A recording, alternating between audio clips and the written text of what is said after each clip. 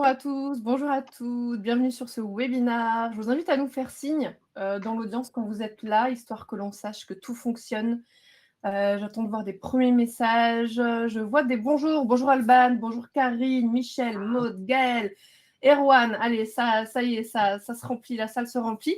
Je suis trop ravie de vous retrouver aujourd'hui, non seulement parce qu'on va parler d'un sujet qui est dans la tendance et qu'on adore, qui est l'IA, mais pour une fois, on va l'explorer avec un angle différent. On va sortir un peu du recrutement ou de ces angles assez classiques, parce qu'aujourd'hui, on va parler de talent management et c'est un angle qui n'est pas forcément exploré. Et je remercie Raphaël qui a l'initiative de ce sujet aujourd'hui. Et je suis doublement contente parce que, même triplement, parce que ça fait 3 maintenant, parce qu'aujourd'hui, ça va être un webinaire plein de bonne humeur. Je vous annonce, on a 2 invités qui sont passionnés du sujet et qui ont envie de vous transmettre plein de choses. Je vous propose de vous présenter, Raphaël et Marie-Sophie, en quelques mots, qui vous êtes, ce que vous faites de beau. Marie-Sophie, je te laisse savoir. Marie-Sophie. Alors, moi, je suis Marie-Sophie Zambeau. Comment je me définis? Je me définis comme une passionnée de recrutement et plus largement de ressources humaines. Et je suis fondatrice de Rethink RH, qui est un cabinet de conseil recrutement, assez logiquement. J'accompagne les organisations, qu'elles soient publiques ou privées, sur un sujet qui est très concret, qui est souvent sous-estimé. C'est la qualité, en fait, des décisions RH. Donc, tout ce qui est recrutement, évaluation, mobilité, promotion. Mon métier, en fait, il consiste à aider les équipes à prendre de meilleures décisions, qu'elles soient plus justes, qu'elles soient plus robustes, qu'elles soient plus fiables et surtout qu'elles soient plus lisibles, que ce soit pour les candidats et que ce soit surtout aussi pour les collaborateurs. Et donc, mon fil rouge, c'est la structuration des processus et puis c'est la lutte contre tout ce qui est biais cognitifs qui viennent parasiter ces prises de décision et les biais, qu'ils soient humains ou algorithmiques, mais on va en parler dans quelques minutes, je pense. Et puis, j'ai commis 2 livres l'année 2025, voilà. Donc, un premier livre sur les biais et un deuxième qui parle de l'IA. Donc, je vous le présente rapidement, vous en faites pas, mais c'est parce que ça correspond bien au thème, c'est l'intelligence artificielle au service des ressources humaines. Et donc, très pratico-pratique, avec pas mal de cas d'usage pour démystifier tout ça. Voilà, et très heureuse d'être avec vous aujourd'hui. On y fera référence au bouquin parce qu'il y a plein d'éléments qui font écho à ce dont on va parler aujourd'hui. Raphaël, ton tour. Yes. Eh bien, bonjour à toutes et à tous. Donc, moi, je suis Raphaël. Je suis l'un des cofondateurs et le CEO de Zola. Donc, nous, Zola, c'est un logiciel, un SIRH de gestion de talent. Donc, on va travailler sur tout ce qui est entretien, formation, compétences. Et ça fait pas mal écho avec ce que vient de dire Marie-Sophie. Nous, l'un des objectifs de notre logiciel, c'est de permettre d'apporter un système de gestion de talent à des équipes de PME et d'ETI. Donc, on ne travaille pas avec des très grandes structures, avec le CAC 40, on travaille plutôt avec des sociétés familiales, avec des sociétés dans l'industrie, avec des boîtes de 50 à globalement 5000 collaborateurs qui ont envie d'avoir un peu plus de justesse dans la donnée autour de leurs talents, qui ont envie de structurer et de mieux accompagner leurs collaborateurs. Et donc, tout naturellement, en tant qu'éditeur logiciel, toutes ces nouveautés autour de l'intelligence artificielle, on s'y intéresse beaucoup, on en a dans notre plateforme. Mais au-delà de ça, il y a des usages qu'on avait à cœur de vous partager aujourd'hui avec Anaïs et Marie-Sophie, qui ne nécessitent pas forcément des outils. Ça, c'est assez important de le préciser. On n'est pas là pour faire la promo de Zola et de l'intelligence artificielle qu'il y a dans Zola, mais c'est vraiment sur comment on peut, en étant novice, assez rapidement, tirer de la valeur de ces nouvelles technologies.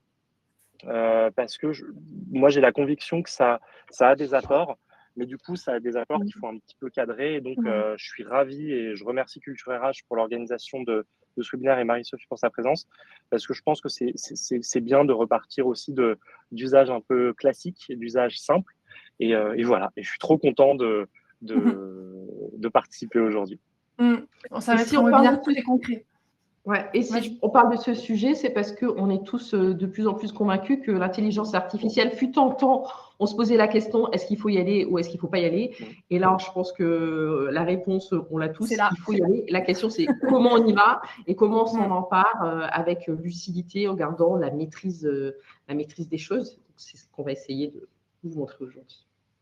Parfait. Vous l'aurez compris, on vous promet un webinaire très, très, très concret. En fait, vous allez repartir avec vraiment des pistes à explorer. Le but, c'est vraiment de rendre ça très accessible.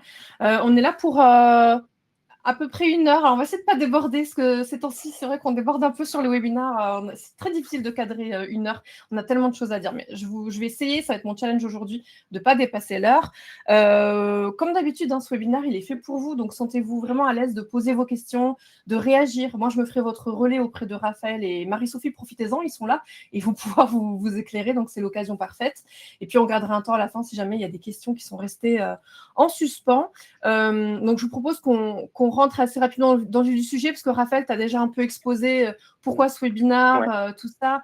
Avant que tu veuilles rajouter des petites choses avant de partir sur comment est-ce qu'on définit le talent management. Dis-moi. Ouais.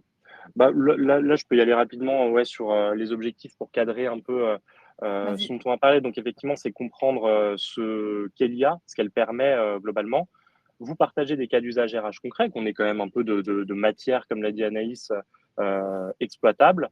Vous partagez aussi les limites et les conditions de succès, parce qu'il y a des éléments, évidemment, liés à la RGPD, etc. L'idée, c'est de vous donner aussi quelques billes là-dessus.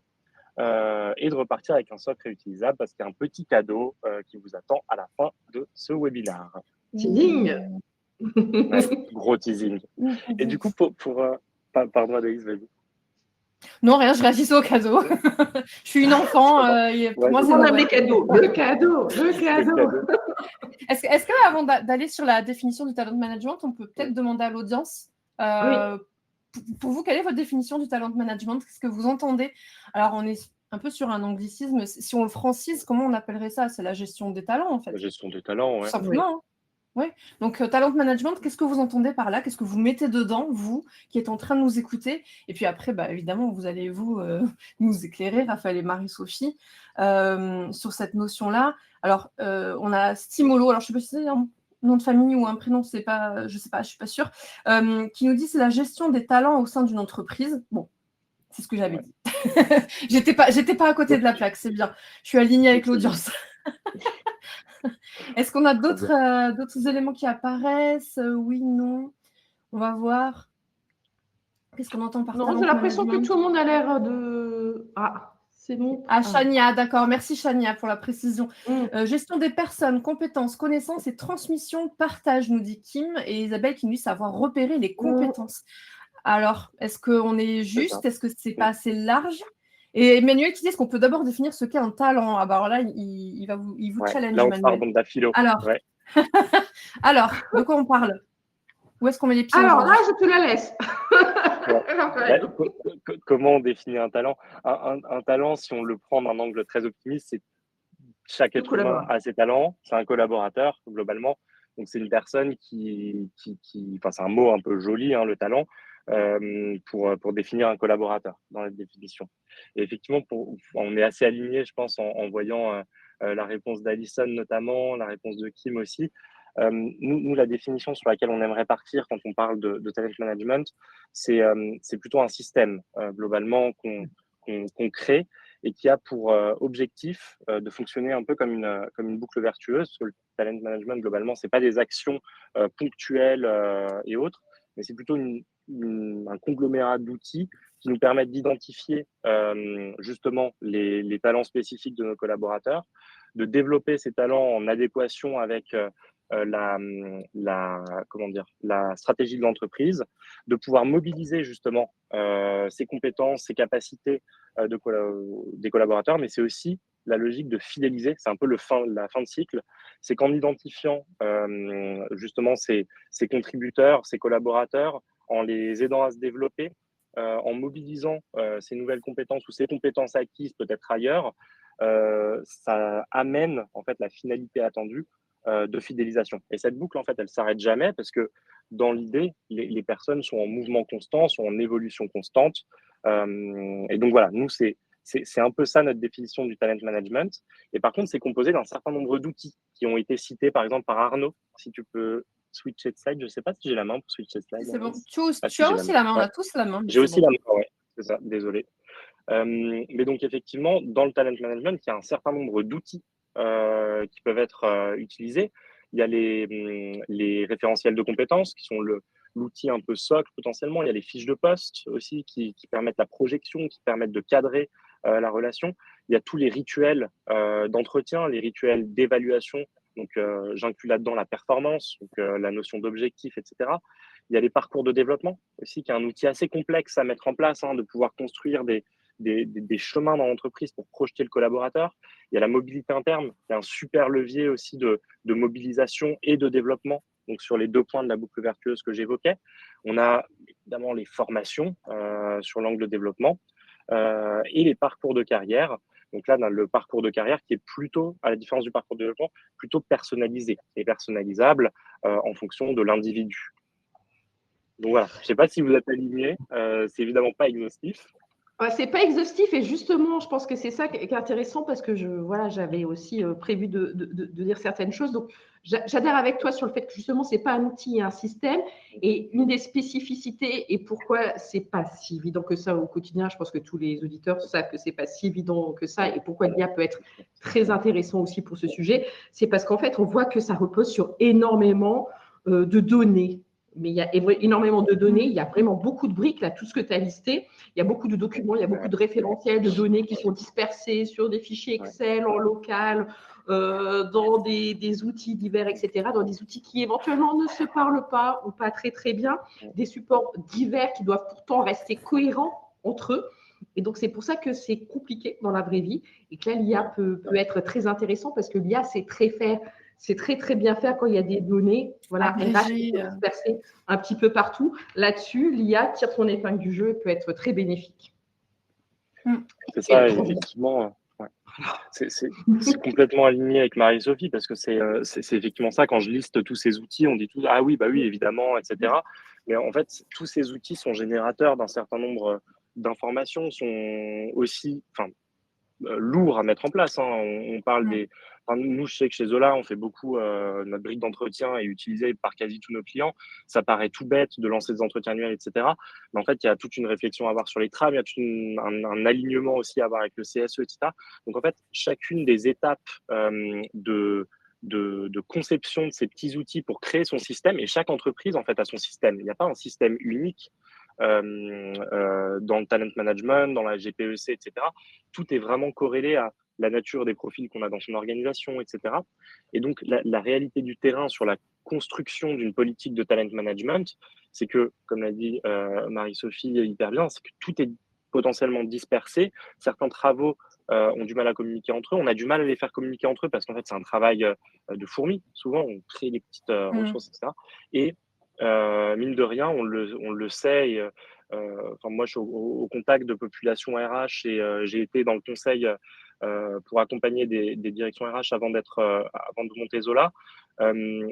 On manque de temps sur notre profession RH. On a beaucoup de sujets qui viennent se télescoper, beaucoup de sujets qui se croisent, des sujets opérationnels, de l'accompagnement, du change aussi à faire. Et créer un système de talent management, ça demande beaucoup de temps et on n'en a pas énormément. Du coup, on va évidemment après vous présenter comment l'IA peut aider là-dessus, mais on trouvait ça aussi important avec Marie-Sophie de vous parler des LLM, donc les Large Language Models. Donc c'est aujourd'hui les chats GPT globalement, les chats GPT, les Mistral, les Claude, le petit chat avec lequel on parle. Et donc Marie-Sophie, je me permets d'introduire et après je te passe la parole parce que tu as une expertise assez forte là-dessus. Mais du coup, c'est quoi un LLM aujourd'hui? Donc chat GPT, en gros, c'est quoi? C'est un programme informatique qui a été entraîné sur globalement un nombre de données qui est absolument faramineux. Globalement, tout le web, les forums, etc. Et l'objectif des développeurs qui travaillaient là-dessus, c'était de créer en fait non pas une intelligence humaine, mais une intelligence qui permet de répondre et de converser avec un humain. Et pour ce faire, ils l'ont entraîné, ils l'ont développé pour que cet outil apprenne des patterns linguistiques. Donc, des patterns linguistiques, c'est quoi? C'est si je dis bonjour, on répond bonjour, quoi. C'est l'usage, etc. La machine peut le comprendre.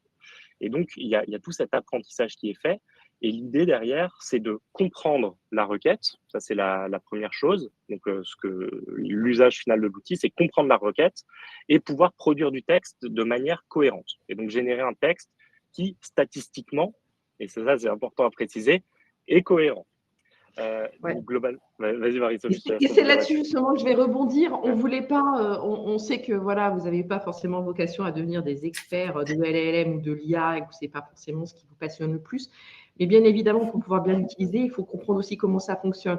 Et il y a souvent tendance à croire que l'IA, c'est un peu miraculeux, qu'il a toujours raison, qu'il y a une neutralité technologique, que même c'est un moteur de recherche, on l'utilise comme Google, etc. Et en fait, si on comprend comment c'est fait, à savoir que c'est un programme informatique qui a été entraîné sur toutes ces données, mais toutes les données, sans aucun tri. Il n'y a pas eu de tri. On n'a pas dit ça, c'est des bonnes données, donc tu prends appui là-dessus, ça, c'est des mauvaises données. Mais il s'appuyait sur toutes les données qu'il a trouvées pour pouvoir après produire des réponses. Là, on comprend mieux les limites tout de suite de l'IA. Et donc, en fait, l'IA et un ChatGPT, comment il apprend? Il va apprendre, à force d'avoir vu et lu tout ça et ingurgité tout ce volume, il va apprendre comment les mots s'enchaînent, comment les phrases se structurent, quels sont les types de réponses qui sont les plus probables dans un contexte donné. Mais il ne comprend pas du tout comme un être humain. On lui pose une question, il n'y a pas cette analyse, cette compréhension, et il nous donne quelque chose de plus adapté. Il va vraiment, et le mot le plus important que tu avais dit, c'est de probabilité ou de statistique, il va prédire statistiquement la suite la plus pertinente de mots. Lui, c'est comme ça qu'il le voit, la suite la plus pertinente de mots, pas la réponse la plus adaptée à votre contexte.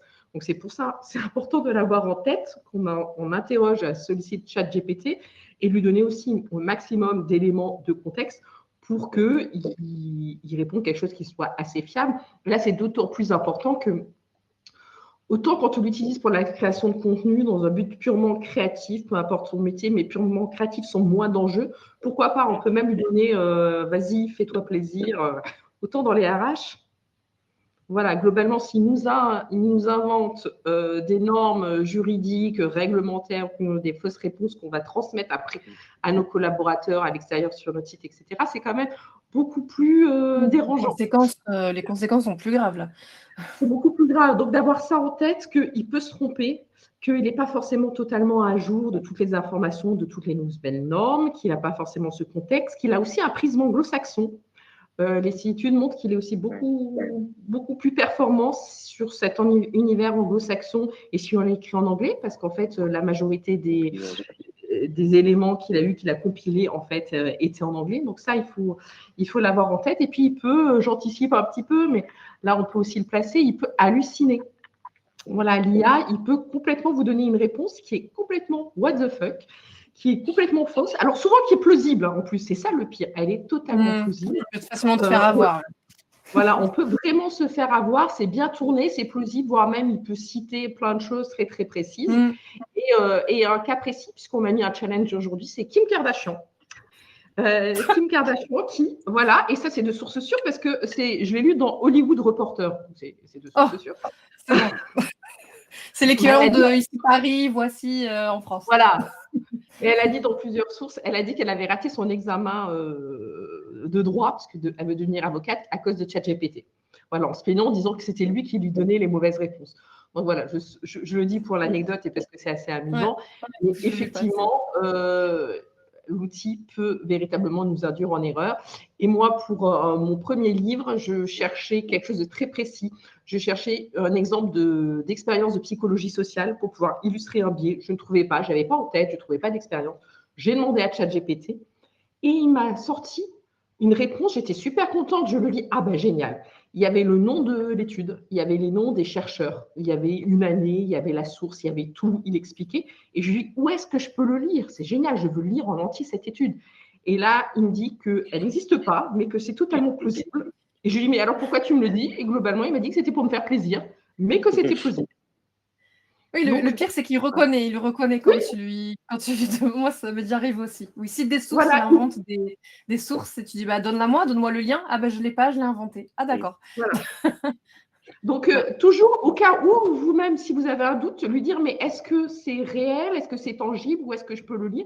Et il ne va pas avoir de problème. Il va vous dire, ah non, en fait, c'est plausible, c'est cohérent. C'était pour te répondre, parce que l'IA veut répondre et veut faire plaisir aux gens. Mais globalement, il est capable de dire, ça n'existe pas. Ah, Barthélemy me corrige. Attention, Hollywood Reporter, c'est pas de la presse people. Autant pour moi, pardon. Je retire ce que j'ai dit. La comparaison n'était pas bonne. On ne peut pas parler de Hollywood Reporter aujourd'hui. Bon, ben voilà. Merci Barthélémy. Oui, merci. J'ai fait mon chat GPT, j'ai donné une mauvaise, j'ai halluciné, j'ai donné une mauvaise info. Mais donc, effectivement, pour résumer un peu ce que vient de dire Marie-Sophie, c'est ce que les LLM vont bien faire aujourd'hui, c'est effectivement de reformuler des choses. C'est pas forcément de créer toute pièce, mais c'est de reformuler quelque chose qu'on a déjà de sources sûres, en fait, qu'on a déjà validé, qu'on a déjà confirmé. Ça va le faire, mais magnifiquement bien. Ça va permettre de structurer aussi. Je sais pas combien d'entre vous utilisent peut-être des assistants qui vous accompagnent en réunion pour synthétiser des réunions, etc., ou structurer des réunions. Ça fonctionne du tonnerre. Ça se base sur une donnée fermée avec une commande qui est simple. C'est structure-moi ça de façon cohérente pour que je puisse le relire facilement. Ça c'est un gain de temps qui est top. Il y a aussi cette notion de synthétiser des idées. Si on brainstorm avec son équipe, etc., ou qu'on brainstorm tout seul d'ailleurs, et qu'on rédige plein de petites notes, ça va bien le faire. Et ça génère aussi finalement de belles premières versions. On va le voir après, mais typiquement sur le time management, de référentiel de compétences et autres, ça mâche un peu le travail, ça limite pas Débroussaille mal bien. Ouais, c'est ça. Et c'est un peu une bonne lutte contre le syndrome de la page blanche qui n'existe pas Mm. que quand on a envie d'écrire un roman ou un bouquin comme Marie-Sophie. D'ailleurs, je sais pas si tu es appuyé un peu de chat ou Claude ou autre pour te mettre le pied à Bon, l'étrier sur celui-là, certains oui, trucs. parce que vu que j'en Ouais, parle et qu'il y a des prompts, ouais, etc., à chaque fois, je mm, testais ce que ça c'est allait ça. donner comme résultat, tout à fait. C'est ça. Donc ça peut donner des bonnes impulsions, ça peut mettre en mouvement parce qu'on part d'une base qui paraît cohérente, mais qui effectivement nécessite un petit peu de vigilance. Et donc, ce que ça peut changer aujourd'hui globalement pour les métiers RH, c'est moins de rédaction répétitive, justement moins de ce casse-tête un peu on va le voir après sur les exemples, mais moins de casse-tête de rédaction. Une préparation aussi livrable, quand on a un livrable à faire et qu'on a un peu ses notes en pagaille, etc., ça peut amener un gain de temps qui est quand même hyper significatif aujourd'hui. Et ce temps-là, évidemment, on peut l'investir sur de l'échange avec des gens, donc les collaborateurs, la direction, etc. D'analyse de situation aussi, pouvoir prendre un peu de recul sur certaines situations et prendre des décisions stratégiques. Donc globalement, on est quand même sur un outil moi je le catégorise comme ça. Je ne sais pas si vous êtes alignés avec moi, mesdames, mais un peu un outil de gain de temps pur et dur, Mhm. de Ah, libération un peu de oui, charge, quoi. énormément. D'ailleurs, je suis aussi très chiffre. Pardon. J'avais un chiffre qui disait que de juin 2024, donc c'est assez récent, qui dit que les professionnels RH équipés d'outils d'IA économisaient en moyenne 7,5 heures par semaine sur les tâches administratives.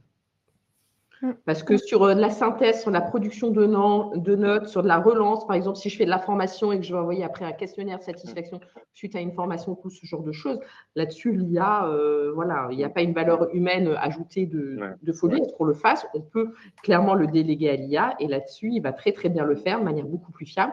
Et donc, jusqu'à 7,5 heures, on peut gagner vraiment, vraiment beaucoup de temps pour pouvoir justement mettre le temps au bon endroit sur les interactions avec les collaborateurs, sur la réflexion sur comment je fidélise, comment j'engage, la QVCT, sur améliorer la qualité des décisions. C'est un peu mon cheval de bataille, mais voilà. Vu qu'il est très fort sur prendre toutes les données dispersées, les analyser, me proposer des choses, je peux, muni de ça, prendre des décisions beaucoup plus éclairées. Il y a Charlotte qui te demande Checks de juin 2024. Très bien. Et c'est des stats qu'on a vu déjà passer aussi. Je l'avais vu passer sur Indeed aussi, sur le volet recrutement, avec le gain de temps énorme sur les postes dédiés au recrutement. 7,5 heures par semaine de gain de temps. Oui, c'est bien ça? Oui. Paychecks, voilà, parfait. Et alors, les limites, Raphaël, je pense que tu vas nous éclairer sur les hallucinations. J'ai vu que ça faisait réagir tout à l'heure dans le chat, sur clarifier de quoi on parle exactement quand on parle d'hallucinations de Sinon, l'IA. j'ai un exemple un peu plus sérieux sur les hallucinations. On a parlé de Kim Kardashian, un peu plus sérieux. Il y a de plus en plus de cabinets de conseil qui se font aussi prendre la main dans le sac ou qui ne sont pas assez vigilants. Ce qui veut dire que c'est bien qu'on en parle aujourd'hui et qu'on passe le message, parce que même des cabinets de conseil se sont fait avoir. Il y a le cabinet Deloitte qui a été condamné à payer $250 000 à rembourser au gouvernement australien parce qu'ils avaient été missionnés pour faire une mission. Donc, et en fait, ils ont délivré un rapport qui était truffé d'erreurs et avec des références et des sources qui étaient complètement inexistantes. Et donc, le client, le gouvernement australien, s'en est rendu compte, n'a pas trop apprécié et a demandé à être en partie remboursé. Ce qui veut dire que, voilà, il faut surtout ne pas prendre pour argent comptant toutes les réponses qui peuvent être apportées par les IA, ChatGPT et autres consorts, et qu'il faut toujours vérifier. Parce que de toute manière, la responsabilité, on ne peut pas s'en laver les mains, on ne va pas dire « Ah, c'est l'outil qui m'a dit ça ». C'est à nous de challenger toutes les sources. C'est la responsabilité de l'utilisateur, hein, c'est ça, on est d'accord. On peut pas juste se délester du truc et se dire bah non, c'est pas ma faute, c'est ChatGPT. Enfin, l'utilisateur est responsable de ce qu'il va ensuite publier. Et une entreprise qui l'utilise pour la gestion des ressources humaines avec des vraies responsabilités juridiques, humaines, etc., ne peut pas non plus se dire c'est un outil, alors je dis ça à Raphaël, mais c'est mon outil RH d'OPLIA qui m'a dit ça. En fait, c'est une responsabilité partagée. L'humain doit toujours piloter et rester aux commandes de la machine et exercer son esprit critique. Donc, il faut vraiment challenger les chiffres, les sources, les références données parce qu'il peut vraiment halluciner. Alors, c'est pas moi qui l'utilise beaucoup, je pense, voilà, vous aussi. C'est pas non plus ultra fréquent. Mais quand ça le fait super bien, ça le fait de manière plausible et ça le fait d'autant plus quand c'est un sujet qu'on maîtrise moyennement. À savoir, dans la sphère RH, il y a des sujets sur lesquels je suis plus pointue, comme le recrutement, et il y en a d'autres où, clairement, je suis moins affûtée, on va dire. Et c'est sur ces sujets-là que l'IA peut encore plus pour moi donner une illusion de pertinence et de fiabilité. Et c'est surtout sur ces sujets-là où il va falloir que je vérifie. Et c'est ce qui se dit dans le chat d'ailleurs, qui peut inventer des jurisprudences, des arrêts de cassation et les recours qui ressortent, c'est ça. C'est toujours aller en parallèle chercher la source officielle, aller vérifier qu'effectivement ça existe bien. Faut pas faire primaire, la source officielle, il y avait un cas d'influenceur, ils ont demandé à ChatGPT s'il y avait besoin d'un visa pour aller dans certains pays, ils ont fait confiance à l'IA, et ils sont arrivés à l'aéroport et la grosse scène, ils se sont mis à hurler, à maudire, à insulter l'IA, parce que l'IA se fait tromper. Mais en fait, il faut aller sur les sources officielles, parce que, voilà. C'est ça, et parce que effectivement, pour préciser ce sujet des hallucinations, en fait, Marie-Sophie le disait très bien, l'objectif de ces large language models, c'est apporter une réponse, quoi qu'il en coûte. Donc, en fait, et encore une fois, c'est pour ça que c'est intéressant de comprendre un peu le schéma technique qu'il y a derrière, c'est que c'est de la proba pure, c'est des stats. Donc, est-ce que ça paraît cohérent dans la réponse à la personne? Est-ce qu'il y a déjà un peu des réponses qui ressemblent à ça?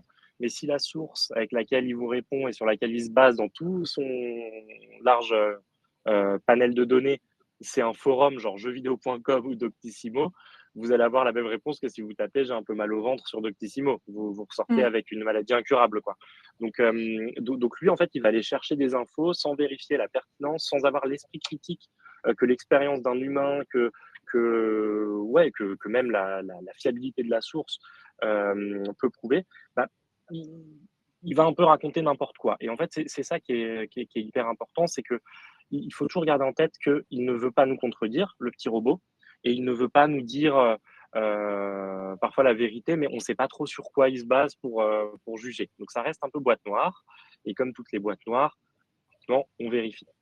Là, je vois passer dans le chat justement pas mal de personnes qui disent, et j'entends qui disent, OK, vous nous dites ça, vous dites hallucination, donc là, ils ont en tête, on peut rien prendre sérieusement, et ça ne va pas forcément nous faire gagner du temps, ça peut nous en faire perdre aussi.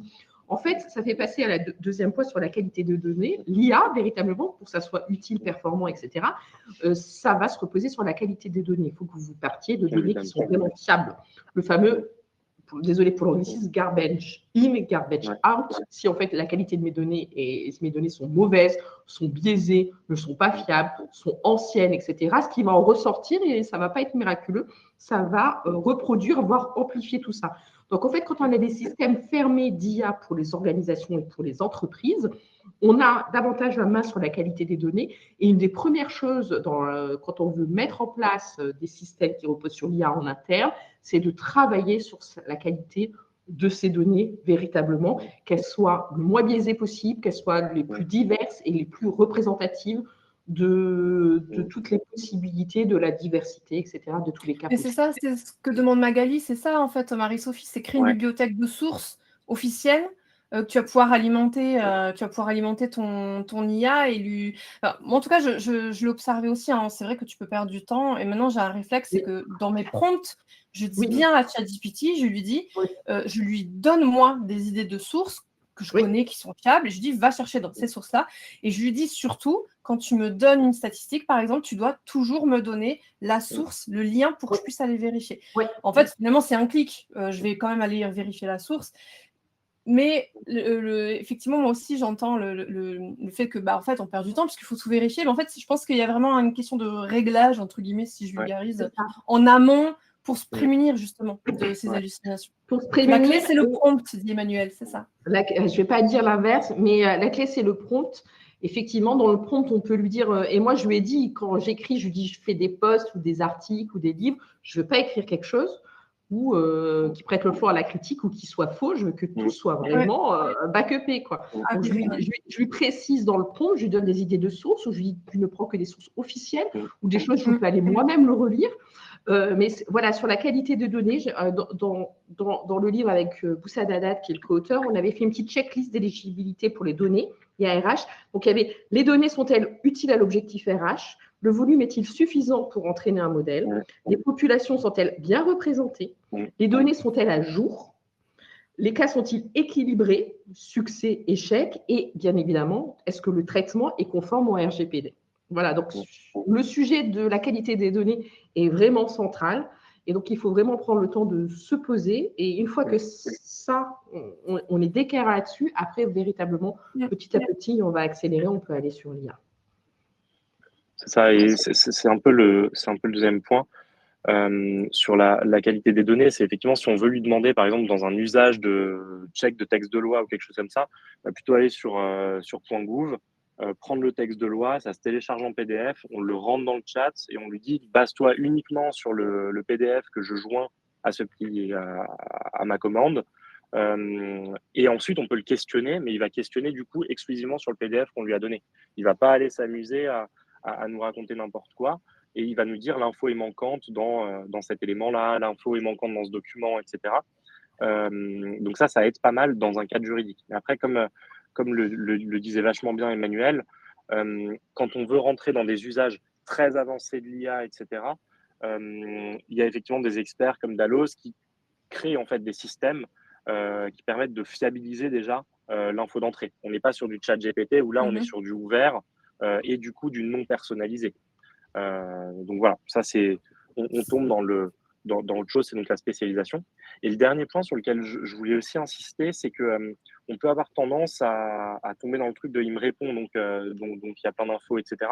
Il connaîtra jamais le contexte métier, le contexte de l'entreprise aussi bien que vous pouvez le connaître. Donc en fait, il va pas connaître toutes ces spécificités, il va pas avoir toutes ces infos. Et ça, il y a quand même un point sur lequel il faut faire un peu gaffe. C'est à pas trop lui donner non plus de contenu sensible. Typiquement, lui donner le compte-rendu d'un entretien disciplinaire d'un collaborateur, c'est très border, quoi. C'est très, très border. On n'est pas censé le faire parce que dans la majorité des cas, il nous annonce le fait que les modèles ne sont pas entraînés je parle de ChatGPT en l'occurrence, les modèles de données ne sont pas entraînés par les infos que vous envoyez. On reste sur une société américaine avec une législation qui est différente de celle de la France et de l'Europe. Donc voilà, il faut aussi faire gaffe un peu à ces éléments-là. Et là-dessus, c'est pas très fun, mais dernièrement, il y a la DGSI qui a justement fait une note pour alerter les entreprises dans un usage dans un cadre professionnel en disant toutes les limites et tous les risques qu'on pouvait avoir sur les deepfakes, sur les rançons, sur de l'espionnage, sur plein de choses. Donc voilà, et mettre en place une charte d'utilisation de l'IA en interne, passer le message 1000 fois, d'anonymiser, de ne pas mettre de données personnelles, etc. Mais il y a ça aussi véritablement à prendre en compte. Et c'est pour ça que là, voilà, je pense qu'on a majoritairement un public de RH.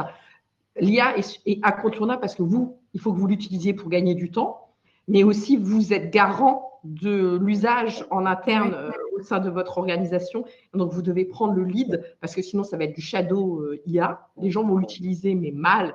et en douce. Donc, il faut que vous preniez la main pour mettre en place une gouvernance sur l'IA avec une charte d'utilisation, etc. Et alors Charlotte, elle demande que tu repartages les critères, mais connaissant Marie-Sophie, je suis sûre qu'elle a... Ben voilà. Je suis en train de le faire, c'est fait. Ouais. Elle est trop rapide.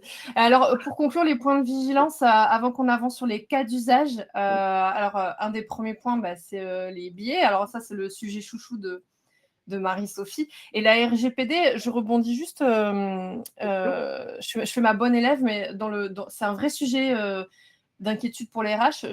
Tu l'avais souligné dans ton bouquin, Marie-Sophie, parce que tu avais partagé une stat où tu dis 80% des professionnels RH redoutent les risques liés à la confidentialité et à la protection des données. C'est un vrai sujet d'inquiétude. Donc, c'est d'autant chouette qu'on puisse avoir cette slide et creuser ces points-là. Donc, ces points de vigilance, les biais déjà, qui sont partout. Hein. Les biais, ils sont partout, mais souvent, voilà, alors, je ne vais pas dire l'inverse parce que moi, je suis assez enthousiaste concernant l'IA. Hein. J'utilise tous les jours, j'écris un livre, c'est que je suis assez enthousiaste, mais pour autant, ça ne veut pas dire qu'on ne voit pas les limites. Et donc, comme on disait sur la qualité des données, à terme, bien utilisées, la promesse est folle et je pense que ça peut permettre de diminuer les biais puisqu'on ne va pas être parasité par plein de choses sur la consonance d'un nom, les origines, une sanction qu'il a pu y avoir il y a 5-10 ans aussi en être humain, on va s'en rappeler alors qu'à un moment, il faut passer à autre chose. Hein, l'erreur est humaine, il y a peu. Voilà, l'IA est très bien là-dessus. Mais le sujet des biais, il y a deux sujets. Le premier, c'est les données. On en a parlé, les données d'entraînement. Si mes données, elles ne sont pas représentatives, elles sont elles-mêmes biaisées, elles ne sont pas diversifiées, l'IA ne va pas faire de miracle. Il va reprendre, reproduire, voire amplifier ces biais. Le cas connu, mais qui était sur le recrutement, c'est Amazon qui avait essayé de mettre en place un système dans le recrutement. Il se trouve que dans les données, ils embauchaient plutôt des hommes. Et donc, l'IA, sans qu'on ne lui donne aucune directive, il en a conclu de lui-même que c'était mieux, c'était préférable, ça avait l'air d'être mieux d'embaucher des hommes. Donc, il s'est mis à discriminer les femmes. Donc, ils ont débranché la machine. Donc, les biais qui peuvent comme ça être reproduits, etc. Et notre sujet, c'est que là, avec tout le cadre réglementaire de l'IACT, qui a d'ailleurs été un peu décalé, etc., on attire l'attention à bras les projecteurs là-dessus, mais l'IA, les algorithmes, tout ça, c'est développé par des êtres humains. Et les êtres humains, ils sont eux-mêmes biaisés. Donc, il ne faut pas croire que parce que c'est un outil, que c'est l'IA, c'est forcément objectif et neutre. Et il faut challenger les éditeurs de logiciels. Voilà, ça c'est pour toi, c'est cadeau, Raphaël. Mais voilà, tous les éditeurs, etc., en leur disant qu'est-ce que vous avez mis en place pour pouvoir contrer les biais, pour améliorer l'impact des biais. Est-ce que c'est pris en compte dès le début? Voilà, ce qu'il faut, c'est vraiment, dès que je commence à développer une solution, avoir ça en tête pour faire quelque chose après de qualitatif. C'est très difficile, après la bataille, de revenir sur le sujet. Voilà, donc c'est votre cas, Raphaël, j'imagine, chez Zola. Bon. C'est un sujet. Ouais, bien sûr. Et en fait, c'est un sujet parce que mettre de l'IA dans des solutions marketing ou dans des solutions commerciales, il y a un peu moins de risques, on va dire, sur les sujets RH. C'est pour ça aussi qu'on n'y va pas de loup. C'est essayer au maximum de construire des usages qui, sont en accord avec le cadre législatif, mais qui sont aussi alignés avec l'éthique qu'on a envie d'y donner. Typiquement, noter des collaborateurs, des choses comme ça, c'est des usages qui sont qualifiés d'IA à haut risque par l'IA. Ça veut dire que c'est interdit, mais ça veut dire que nous, en tant qu'éditeurs, on a aussi cette responsabilité de sensibiliser nos clients. Et donc, il y a évidemment le point des biais de la confidentialité de la RGPD. Moi, il y a un point qui est hyper important, c'est le point éthique sur l'IA. Et surtout, en fait, dans nos métiers RH, c'est là où c'est le plus représenté. Les décisions, elles sont dans nos mains, typiquement. L'info qu'on va remonter, ce collaborateur est performant et pas performant, il faut lui donner une promotion, il ne faut pas lui donner une promotion, je schématise un peu, hein, mais tout ça, si on se met à noter complètement les gens avec de l'IA, on rentre dans un espèce d'épisode de Black Mirror, quoi. C'est, pour ceux qui connaissent, c'est catastrophique, c'est très risqué, ça déshumanise les relations. On perd, on perd cette finesse et on remet à une boîte noire notre sujet. Donc, c'est pour ça que nous, effectivement, on sensibilise toujours nos clients à voilà à quoi ça sert, voilà ce qu'on ne fera pas aussi. parce que on peut pas se mettre à créer des classements de collaborateurs. On peut pas avoir un chatbot qui dit qui est mon meilleur commercial, parce que la machine derrière, toute la machinerie, on a beau l'entraîner comme on veut, on a beau lui mettre un volume de données impactant, etc. Elle va être composée de biais et elle va petit à petit tourner vers une standardisation des modèles, parce que ça reste un outil informatique qui joue en proba. Et donc, en fait, si ça a marché 10 fois, il va se dire, mais c'est trop bien, donc en fait, il faut tout le temps faire ça. Et il va accentuer ce qui a marché 10 fois. L'exemple d'Amazon, il est hyper parlant. On recrute 80% d'hommes, 20% de femmes dans nos entrepôts. Bah, en fait, ça marche mieux les hommes. Donc, les candidatures femmes, je les trie tout de suite à la poubelle parce qu'on a 80% de succès d'hommes et 20% de succès de femmes. Donc, c'est là où il faut être vigilant et où, au-delà de la conformité réglementaire, donc est-ce que les données, elles sont bien en France? Est-ce que elles sont bien backées du coup et soumises à la réglementation RGPD? Donc, l'éditeur du moteur d'IA, nous, typiquement, on bosse avec Mistral pour ça, parce que c'est le français. On bosse pas avec ChatGPT. C'est un choix qu'on a fait parce qu'on voulait que toute la législation soit en législation européenne et qu'il n'y ait pas un bout de législation américaine dans l'histoire sur notre plateforme. Mais derrière, il y a effectivement toute cette réflexion autour de l'éthique qui, moi, je trouve, est hyper importante. Et il y a un autre point aussi, c'est qu'à trop remettre à l'IA, et ça, c'est un risque, et j'ai pas de chiffres là-dessus, je suis désolé, parce que c'est encore naissant comme sujet, mais c'est sur le côté un peu perte de créativité. Là, je vois qu'il y avait une petite question là-dessus sur les métiers créatifs, etc.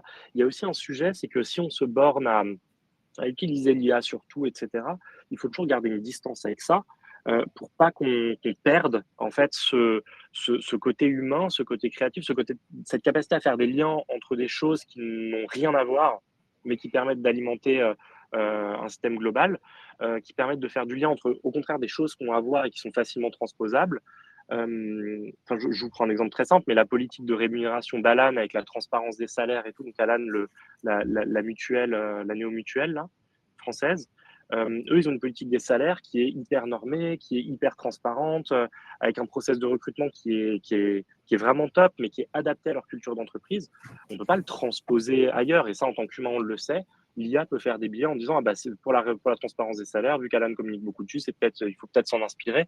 C'est pas du tout adapté à une PME dans le transport, par exemple. Ça n'a rien à voir. Et ça, l'humain le sait. L'IA va peut-être faire un peu n'importe quoi.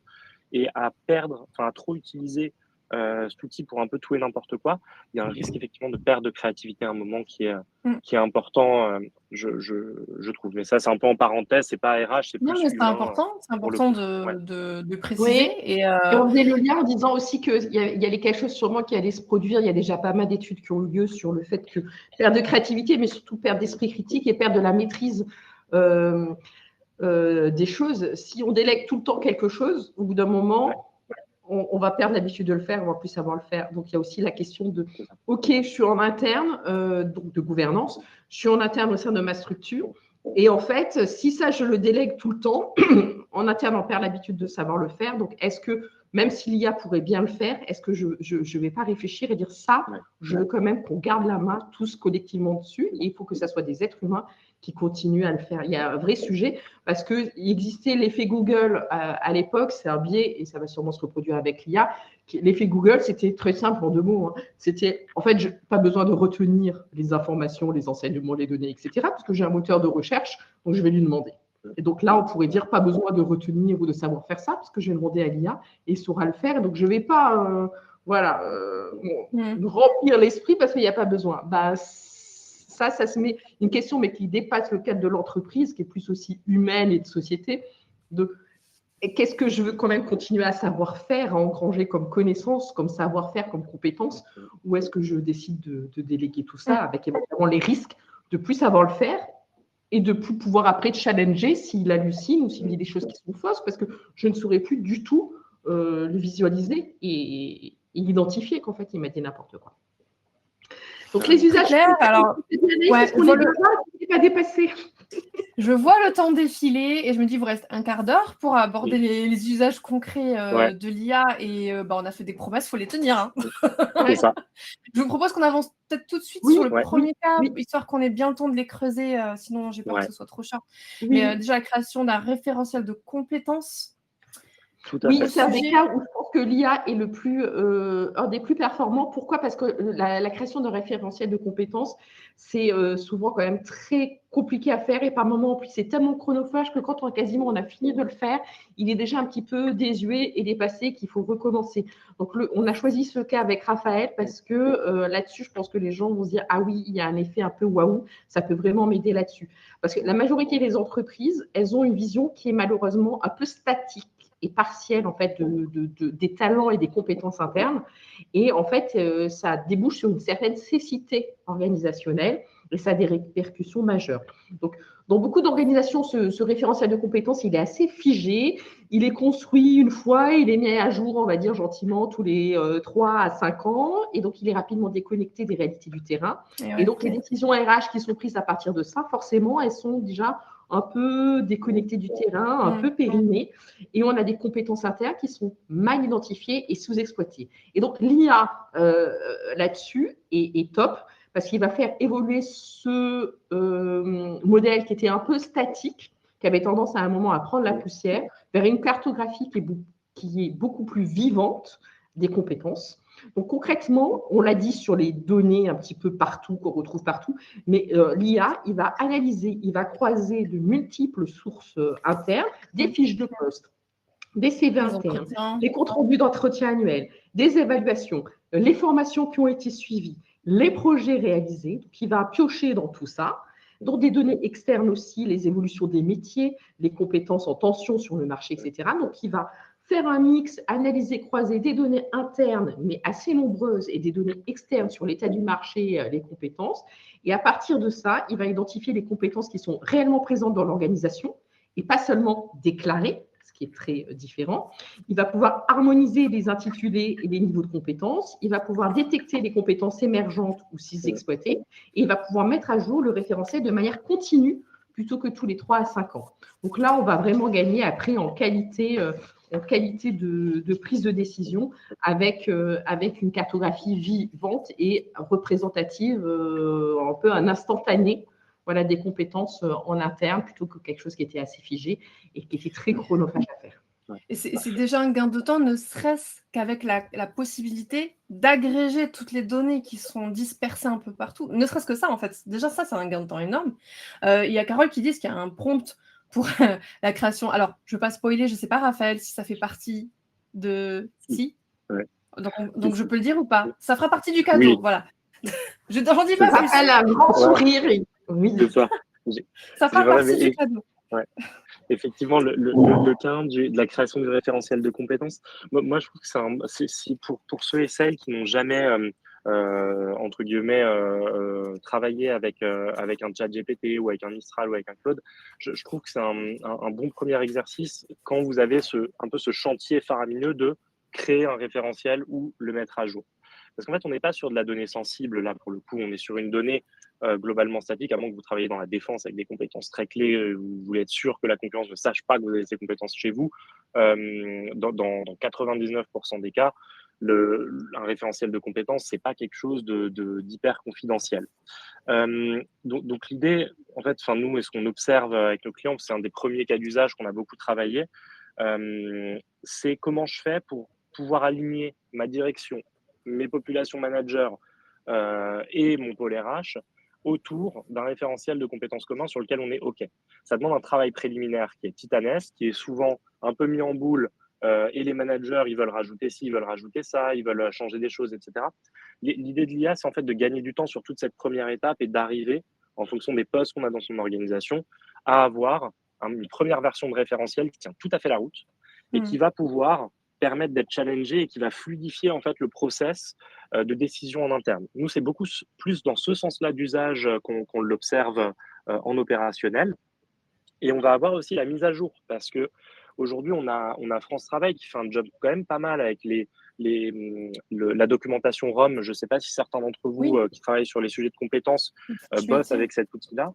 En fait, il est globalement inutilisable quand on télécharge le truc ROM parce qu'il y a 10 000 lignes avec des compétences dont la moitié, ça nous regarde pas, etc.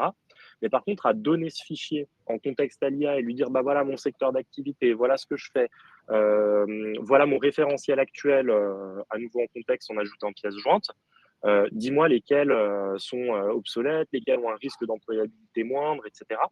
Et là, en fait, ça vous mouline un peu ce travail qui permet, comme le disait Marie-Sophie, une mise à jour assez sympa.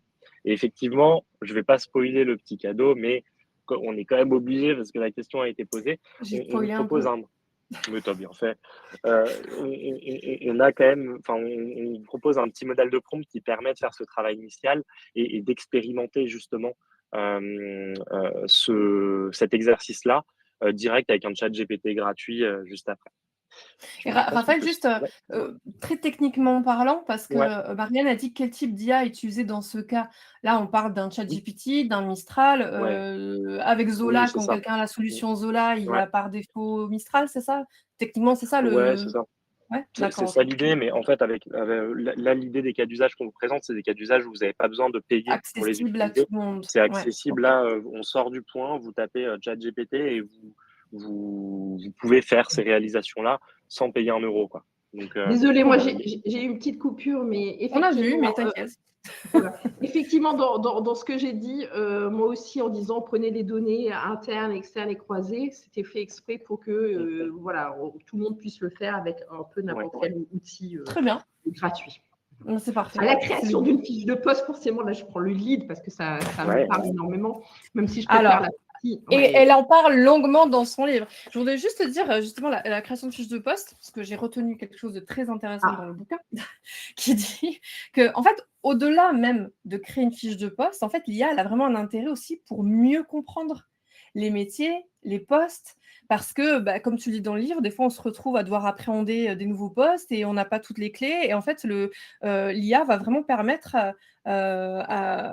au RH bah, de bien comprendre les métiers, bien comprendre les enjeux. Enfin, bon, je résume très vite, hein, parce qu'en vrai, c'est beaucoup plus développé dans le, dans le livre, mais je trouve ça intéressant parce que ça vient challenger aussi. Ça vient challenger ouais. la fiche de poste. Moi, j'utilise beaucoup l'IA de manière générale pour challenger ce que je pensais, pour essayer Ça. voilà, au bout d'un moment, on a des œillères et donc là-dessus, c'est très utile.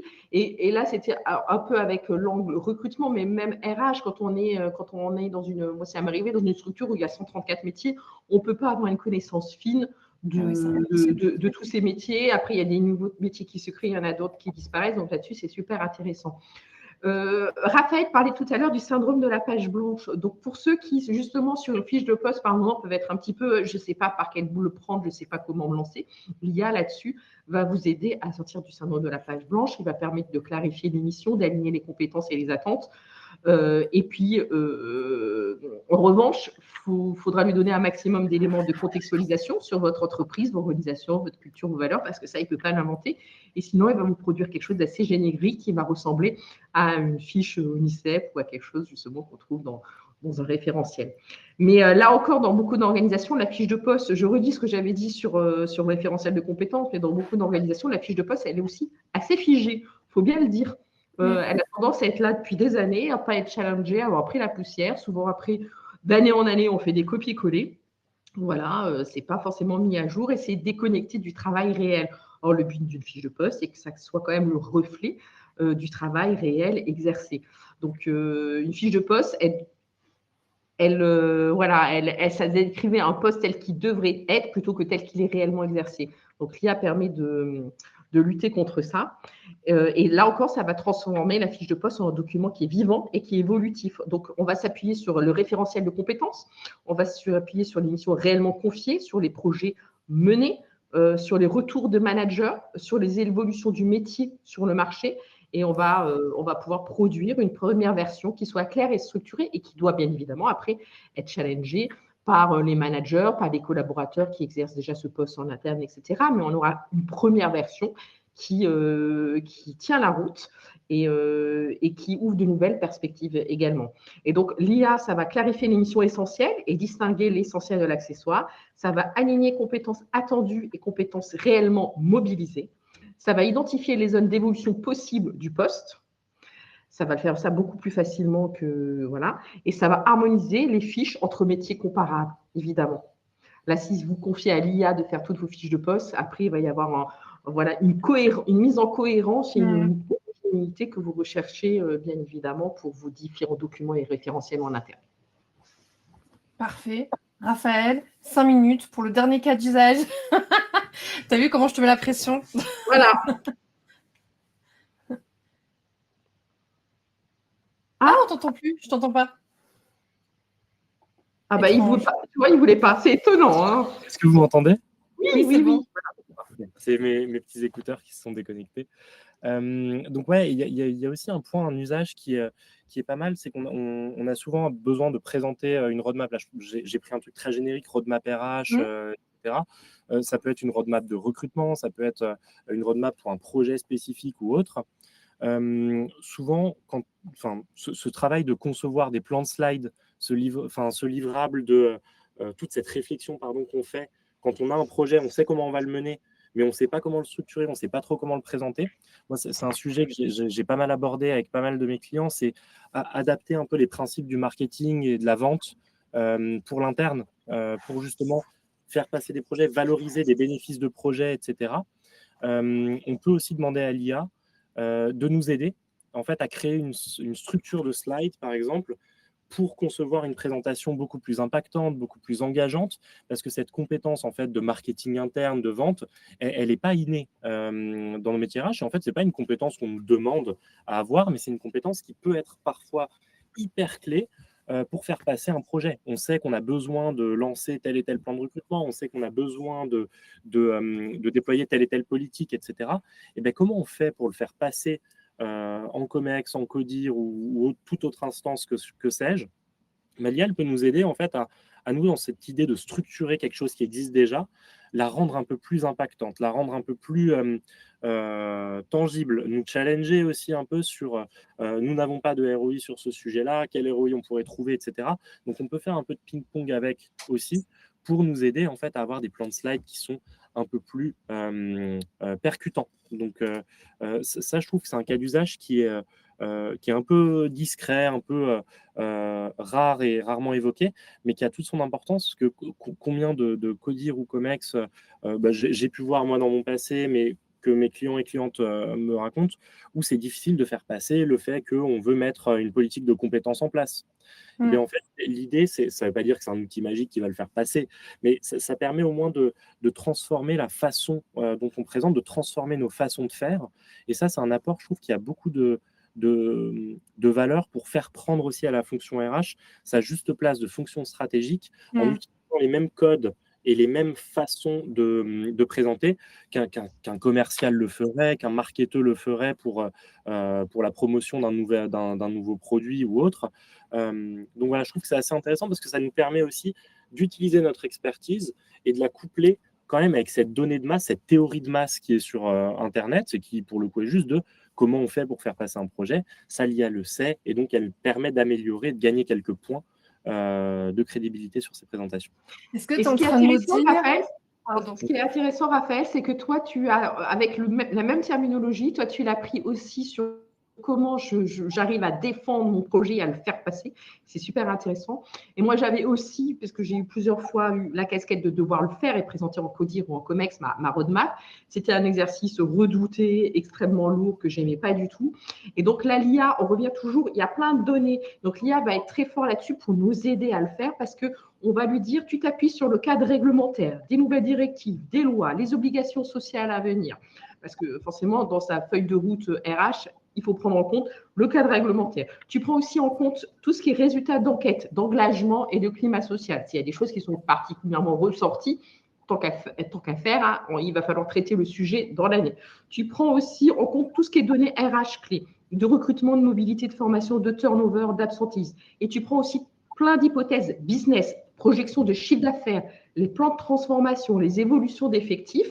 Et avec ça, effectivement, il va aider à structurer, là encore à un premier niveau, mais un draft pour structurer les axes prioritaires de la roadmap, identifier les contraintes incontournables, les marges de manœuvre, hiérarchiser les actions en fonction des risques, des impacts et des ressources, et poser des jalons, des livrables et indicateurs cohérents, parce qu'il fournit le cadre juridique, réglementaire, nos objectifs business, etc., de climat social. Et donc là-dessus, de lui-même, nous, on pourrait le faire, mais il va le faire tellement plus rapidement d'aller piocher de tout ça et de mettre ça en cohérence dans un ordre assez logique. Donc là-dessus, il ne faut pas hésiter. parce que pour nous, c'est très lourd, mais lui fait ça assez rapidement, charge à nous après, parce qu'on connaît notre environnement, notre culture, voilà, les IRP en interne, etc. À nous de relire tout ça, de challenger, mais ça fait gagner un temps de fou.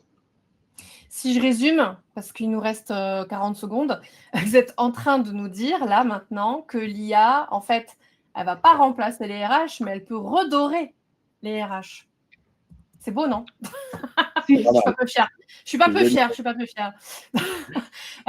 Quelques secondes pour une micro-conclusion et puis un petit mot sur le cadeau que tu as promis, Raphaël. Ouais.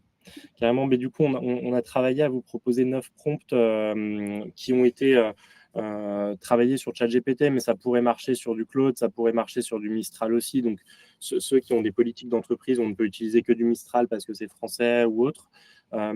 Ça devrait bien fonctionner. On vous a compilé ces 9 petits prompts, donc ils sont complètement utilisables en gratuit. Ils sont RGPD compliant parce qu'aucun de ces prompts ne demande d'informations sensibles. Et on a repris un peu chaque typologie d'usage, parce que l'IA, on l'a structuré en 3 typologies d'usage, la prod de contenu, l'analyse et la structuration, et quand même une dimension d'aide à la décision. Je parlais un peu de la roadmap juste avant, là, préparer sa roadmap RH, préparer son COMEX, préparer ces choses-là. Ça nous aide à prendre des décisions quand même. C'est un bon sparring partner, l'IA, pour challenger un peu son idée initiale. Et donc, l'idée, c'est de vous partager ça, de vous permettre de mettre un peu les mains dedans. Vous pouvez l'essayer à blanc pour voir un peu le résultat que ça vous sort, etc.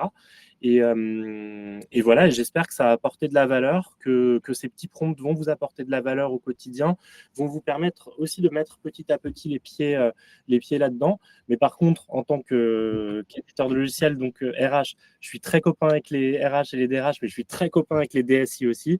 Si vous le faites sur votre ordi de bureau, etc., n'hésitez pas quand même à demander la politique à votre DSI si jamais il y en a une qui est déjà existante. Je pense que ça permet d'ancrer l'usage aussi, de se connecter un peu avec la DSI sur ce sujet-là. Et pour info, ça sera envoyé par mail, juste parce qu'on nous demande dans le chat comment on les récupère. Vous recevrez un mail, tous les participants l'auront dans la journée avec le cadeau. Avec le petit cadeau. Et avec plaisir, si vous avez des retours à nous faire, ça peut être trop sympa. Et Marie-Sophie, donc pour finir, moi j'en profite parce que quand même il est assez précieux ce bouquin, c'est important de le dire, parce qu'il couvre plein de cas d'usage RH, mais vraiment RH au sens large. On part de la marque employeur, du recrutement jusqu'à l'offboarding.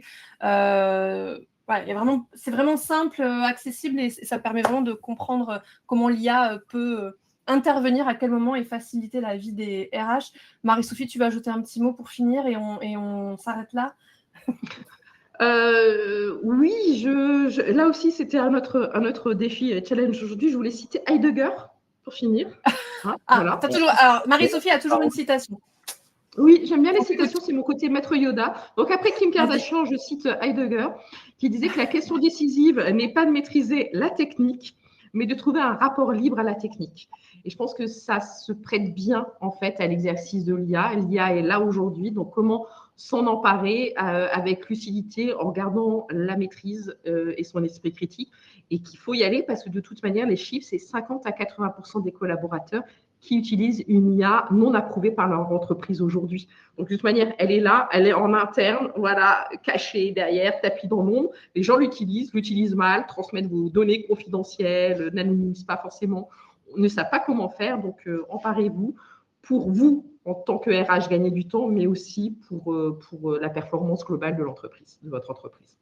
Super, très beau mot de la fin.